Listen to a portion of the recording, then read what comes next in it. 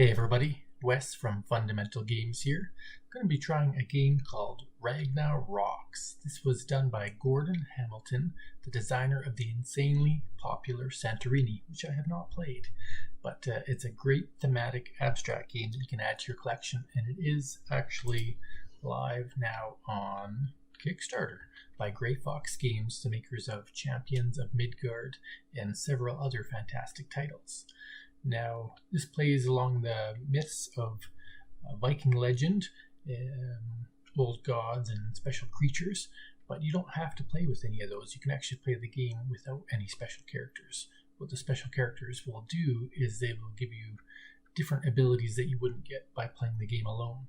And generally what would happen is each player would just get one of these characters, so it would take quite a few games to ever have every single character face off against every single character. So it creates a lot of replayability and variability in what's normally an abstract game. Now, what is the game itself? Well, the game is a two-player game of perfect information, meaning that there's no hidden mechanics, there's no rules that you can't see, there's no dice rolling, none of that stuff. Everything you can see is on the board. Some other examples of games that are perfect information are games like chess or Go or checkers, or Chinese checkers as well. All of those games are perfect information because everything you can do is right there on the board. And even if players were playing with special hero cards or special character cards, that's still perfect information because you know what your opponent can do. So you always know what's up. So really, who's going to win is all a matter of who can place their Ragnarocks, their rocks, in the best position and have the most area of control at the end of the game. Because what happens is whichever player has the most area under their influence or their control behind their rocks at the end of the game will win. So that's it in a nutshell. Really quick to learn. I think it takes about 2 minutes to actually teach somebody how to play, and you're going to learn as I go through a scenario. And I'm just going to play against myself. There is a solo mode that you could play, but I always find it more fun to play both sides. And I'm going to play, I'm going to not use the abilities, but I'm just going to use the names. I'm going to play Odin against, what do we have? Hel. We have, let's do the classic Odin versus, do we have Loki here? No. Let's do Odin versus Jormungandr. Apologize for my speech there. Maybe I won't use that one. I'm going to use one that's easy to say. Gerd. Okay. Odin versus Gerd. And again, I'm not going to use their abilities this game. I don't want to confuse myself or the watchers. We're just going to play a game without special rules. So, how does it play? Well, the white player will go first, and I believe in the actual real game these are going to be blue, so let's call them blue. Blue player goes first against red. Dun, dun, dun. So we each have 3 of these characters. That's all you're ever going to get. You'll never get any more. And what I'm going to do is move one of my Vikings in any direction I can, as long as there's nothing in the way, and I can move as far as I want. So I could take this character and move all the way over here if I wanted to, or stop here, or stop here, or stop right here at the front. Or I could go this way, or I could go this way. I cannot kind of mosey around like this. It has to be a straight line all the time. But that's not the only thing that happens on my turn. Once I stop, I have to place a rock. Ragnarocks. I have to place a rock in the same directions in which I could have traveled in. So let's say I place my guy here, then this Ragnarok I can put in this direction, this direction, this direction, or this direction. And where I place it is going to influence the rest of the game. It's a permanent stone. Nothing can move them unless you're playing with special cards that would allow it. So I'm going to place the rock right over here. And then my turn's over. So then we're going to go to Gerd's turn. So Gerd is going to try going way over here. And then they're going to place a rock right here in front of me. And then Odin will take a turn. They're going to place here and place a rock here.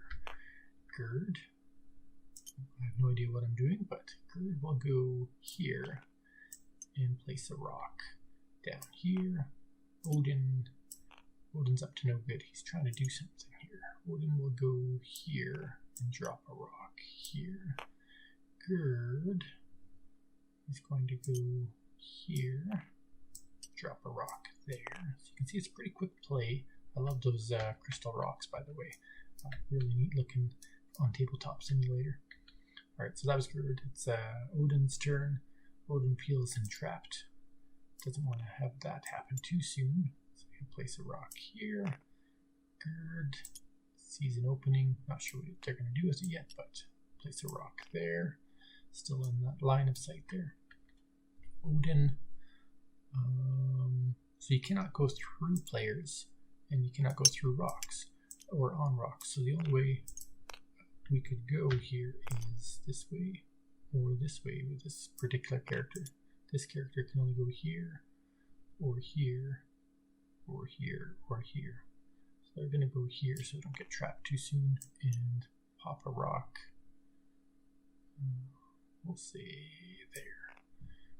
Now Gerd will go here and drop a rock here to kind of enclose an area. Odin doesn't like the fact that Gerd is trying to take this territory over. So you know what he's going to do? He's going to move here and just seal it off. So what would happen is these two players are now trapped.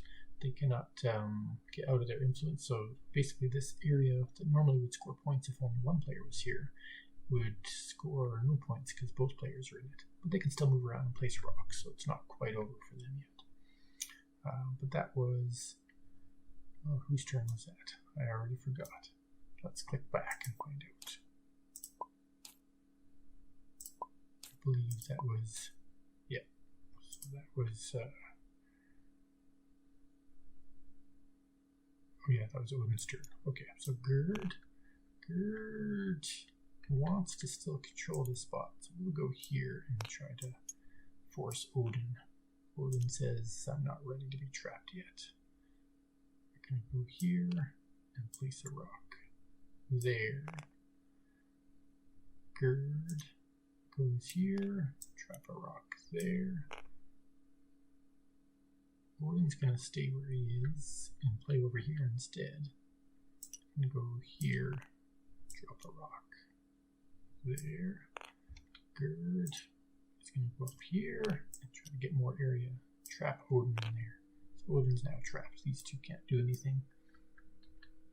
Now, I'm not 100% familiar with the rules, so I don't know if these guys can continue to place more rocks. It wouldn't make any more sense for them to, because they would basically reduce their points.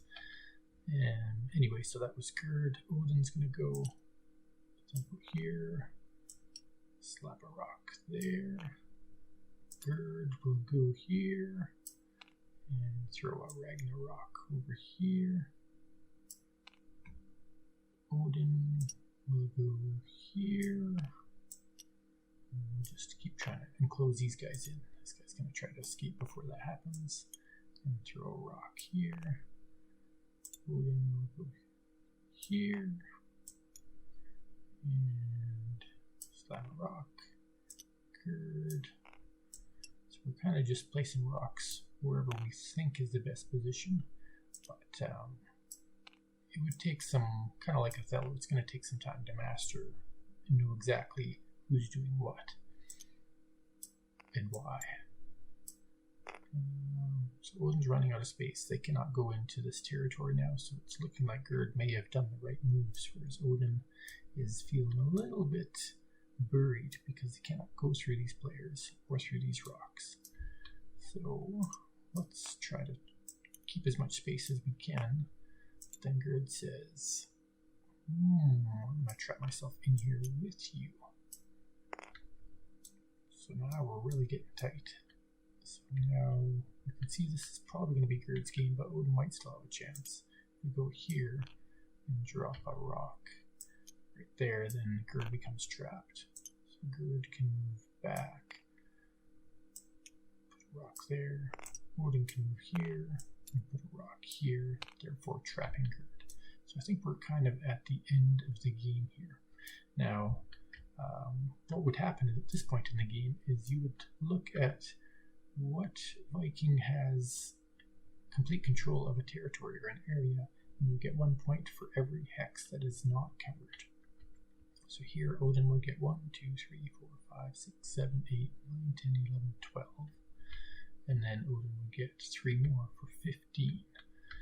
But if we look at Gerd, what we didn't notice is we accidentally gave Gerd all this space. So Gerd would have 1, 2, 3, 4, 5, 6, 7, 8, 9, 10, 11, 12, 13, 14.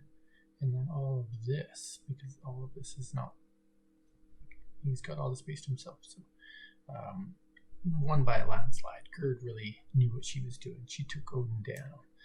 She tricked him with her wiles, and poor Odin only gets these remote areas of this island. But that is a quick game of Ragnarocks. Again, if I got some rules of the rock placement wrong, I apologize, but you can get the gist of the game, and there's quite a few how to play videos available on the Kickstarter page, which I probably could have watched in closer detail. I did watch 3 of them, but I could still have made mistakes.